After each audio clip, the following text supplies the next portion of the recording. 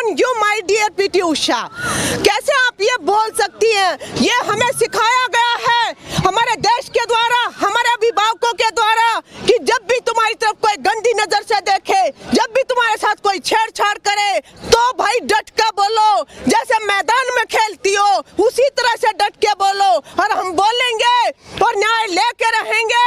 ये जो लिपापोती करने वाले हैं कानून के ऊपर, और कानून को तोड़ने मरोड़ने वाले जो हैं, जब देश पूरा उठेगा हमारे समर्थन में, जो उठ चुका है नीचे तक, हमें रोज पूछते हैं कि हमें गांव में बताओ क्या करना है, हमें बहुत गुस्सा आ रहा है।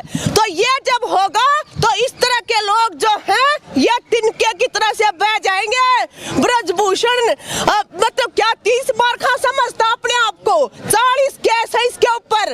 इस देश की सरकार को शर्म आनी चाहिए, जिसके ऊपर 40 केस है उसको बचाने लग रही है। और हमने ये देखा भाई और बहनों, पिछले 4 महीने से हरियाणा के अंदर वहाँ के खेल मंत्री ने जूनियर कोच के साथ इसी तरह से यौन उत्पीड़न किया था। हम वहाँ पे आवाज उठा रहे हैं, लेकिन ये जो इनकी सरकार है वहाँ पे खट्टर की, वहाँ पे भी उनको इसी तरह से बचा रही है।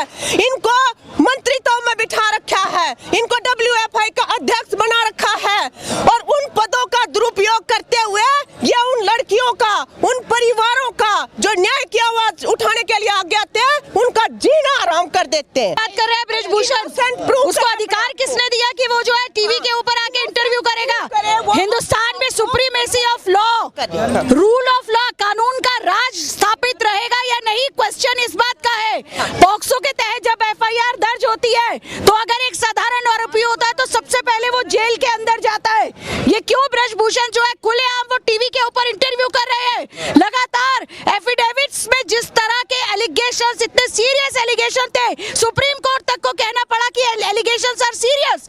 FIR दर्ज हुई है, उसके बाद भी दिल्ली पुलिस में जो संवैधानिक पद है कमिश्नर ऑफ पुलिस, वो बजाय अपनी संवैधानिक ड्यूटी को निर्वहन करने के, रूल ऑफ लॉ को अपहोल्ड करने के, उन्होंने एक आरोपी को छूट दे रखी है कि वो जो मर्जी बकवास करे।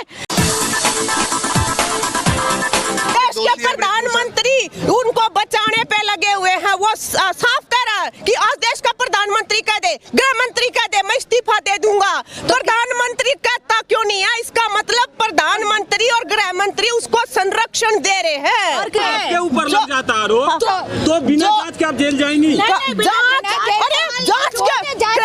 क्रेडिबल जांच करके FIR दर्ज होगा ना, क्रेडिबल प्रूफ के बावजूद ही FIR दर्ज होती है। Credible proof is there and the alleged, वो जो आरोप लगाने वाली भी कोई मामूली महिलाएं नहीं है, वो उनकी क्रेडिबिलिटी वो भी है।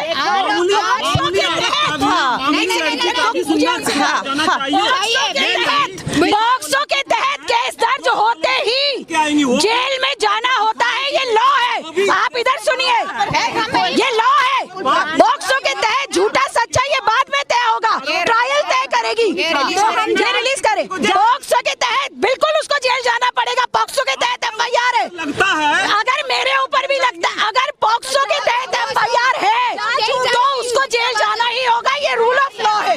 कि कोई लड़की अनर्गल आरोप लगाए बिना जांच हुए, FIR की बिना जांच हुए, खट्टर ने ये कहा कोई लड़की अनर्गल आरोप लगाए तो मंत्री को हटा देंगे क्या? बिल्कुल FIR दर्ज है, सवाल ये उठ रहा है, नॉन बेलेबल धारा में। कानून का राज स्थापित करो,